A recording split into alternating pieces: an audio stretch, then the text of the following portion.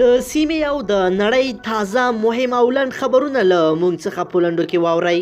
درنو لیدونکو السلام علیکم. کابل د لوړپوړو چارواکو د شتمنۍ د ثبت او بررسۍ ادارې یوې سرچینې پښتون ون ټلویزیون ته وویل چې اوس مهال دوی د سمنګانو والي عبداللطیف ابراهیمي، د پروان والي فضل الدین عیار، د مخدره موادو سره د مبارزې پخوانی وزیر سلامت عظیمي، د سیمهیزو ارګانونو مالي او اداري مرستیال روح الله نیازی، د ولسي جرګې وکیلان حبیبي سعادت او صفورا ایخانی دوسیې د لا تحقیق او پلټنې لپاره څارنوالۍ ته معرفي شوي دي. دغه سرچینه وایي چې یادو اشخاصو خپل بانکي اکاونټونه چې میلیونونه افغانۍ پکې اچول شوي او ترې ویستل شوي وي د شتمنۍ د ثبت په فرمو کې نه دي ثبت کړي. پاکستان د پاکستان یو وزیر چې تل یې ګډې وډې ویلي دي نن بیا د افغانستان په تړاو خپله بویوناکه خوله کارولې ده. هغه وایي چې پاکستان خو څه افغانستان نه دی چې خلک به راځي او په زوره به حکومت نیسي.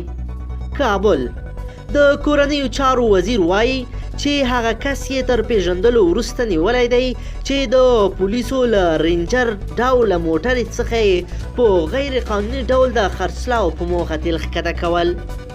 ضیاءالحق قمرخیل په سیاسي او ولسي چارو کې د ولسمشر غني صلاحکار ضیاءالحق قمرخیل وایي چې یو شمېر سیاسیون په سفارتونو کې بهرنیانو ته غوړه مالي کوي او د خپل نظام پښې وهي.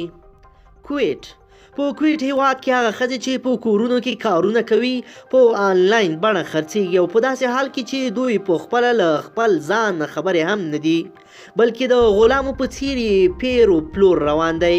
په انسټاګرام او نورو آنلاین ویب سایټونو کې هغه ښځې خرڅېږي چې په کورونو کې کارونه کوي.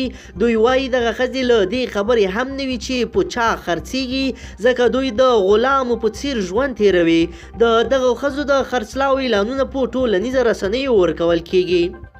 شاهرخ خان د هندي رسنیو د راپورونو په وینا د هندي سینما نامتو ستوری شاهرخ خان په سینکی فلم کې کار کوي.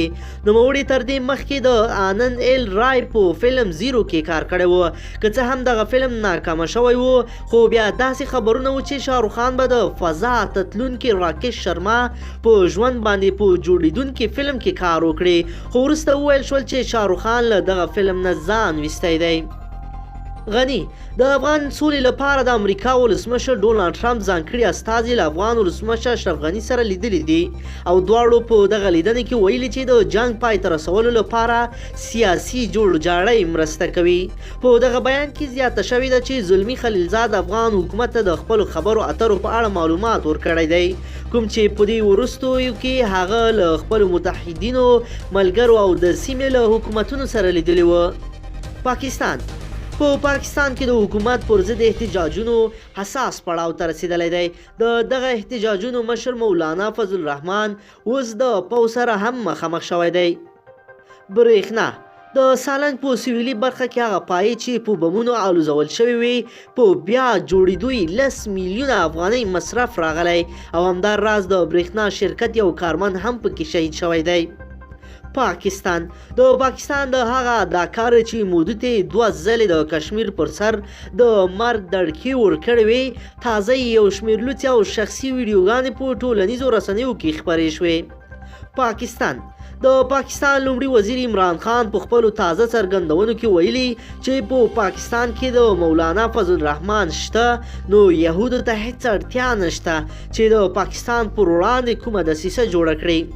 ملګرو که غواړئ چې همدارنګه هره شپه تازه او مهمې خبرونه له موږ څخه واورئ نو چینل ضرور سبسکرایب کړئ.